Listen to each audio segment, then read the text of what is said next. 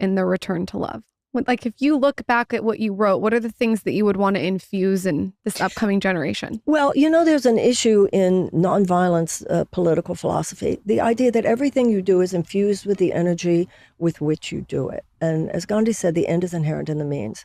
So the idea here is that everything that you and I have been talking about, we will not be able to endure or transform unless we do the things you and I are talking about. Right. In other words, unless we become the people, there are characterological shifts that are going to be necessary in order for us to pull this off. The characterological shift, which will enable us to say, F you, if you don't like it, I'm going to talk about it on my show.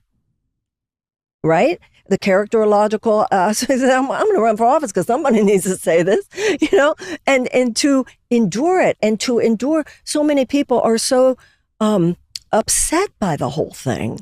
But we have to, if you meditate, pray, reflect, mindfulness, yoga, prepare your nervous system. These are very turbulent times. Know that it's happening. Prepare your nervous system. Dedicate your life to being part of the healing.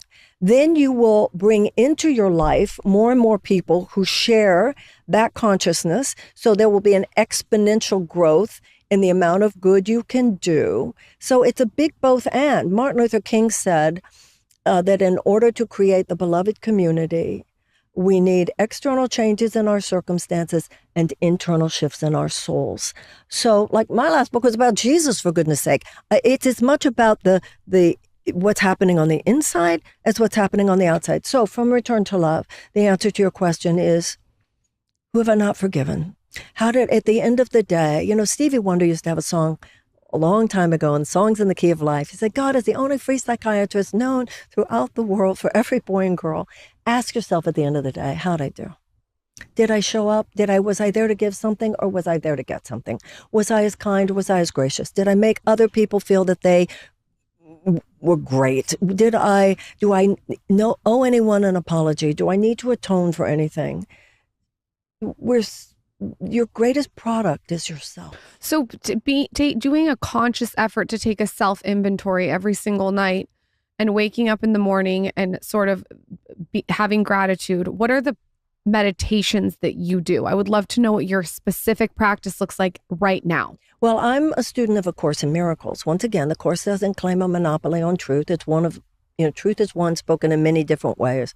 I'm a student of the Course in Miracles, and it has 365 days worth of lessons. And the first half of the year is deconstructing the thought system based on fear that dominates this world. And the second half of the year is constructing a thought system based on love. So the world, we are living in this world today, particularly for all the reasons we've talked about. We instinctively, we're like mentally trained, go for the judgment, go for the attack, go for the defense, so that it feels almost unnatural to go for the love. What do you do when you meditate? Do you sit in silence or do you listen to the Course? Well, the Course in Miracles, the lessons, you actually say the lesson, you read it, and then you sit in silence for at least 10 minutes. And do you like to meditate throughout the day, or is it a morning or night? Well, in the Course in Miracles, some of them say, try to do this, try to remember this sentence every 5 minutes. So I've never been totally perfect on all that. Sometimes it'll say 3 to 4 times a day for 15 minutes if you can. I also do transcendental meditation, which is the 20 minutes in the morning, 20 minutes in the afternoon. They say 10 minutes, you'll keep up with the stress. 20 minutes, you'll get ahead of the stress. Did you train for transcendental meditation?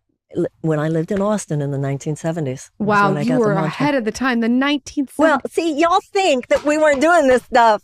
Oh my God. Everybody, it's like That's so crazy. much is going on now that people think is new. It's like, I was with a buddy this morning. You weren't there then, huh? And he said, what's new is old and what's old is yeah. new. It's like really, it's they say, oh, you should go down. If you could infuse Michael and I, everyone in here, our audience, with one thing, if you could give us maybe a quote, something that we could just feel good about before you go, what would it be? Let's all try to be gentler. Let's all try to be kinder. Let's all try to give other people the benefit of the doubt. Let's all be more forgiving. Let's all try to have some love here, because we need miracles. We're on an unsustainable path. The Secretary General of the United Nations says it. And we need to pull off something so historic, and we will not be able to do it from a place of hate. We just won't. And we won't be able to do it from a place of separation. We'll only be able to do it from a much more evolved level of appreciation of one another, and love for one another, love for each other's kids. And love is to fear what light is to darkness. Everybody's scared these days. But you get rid of the darkness by turning on the light, and we're going to get rid of the fear by turning on the love. And it's going to make us, among other things, the powerful people we need to be to change all the things that we've been talking about here and make this world a better place for our children. You are iconic. I am so excited that we had you on the show. What a show. Thank you, Where Marianne. can everyone follow you, find your content, your books, everything? Thank you.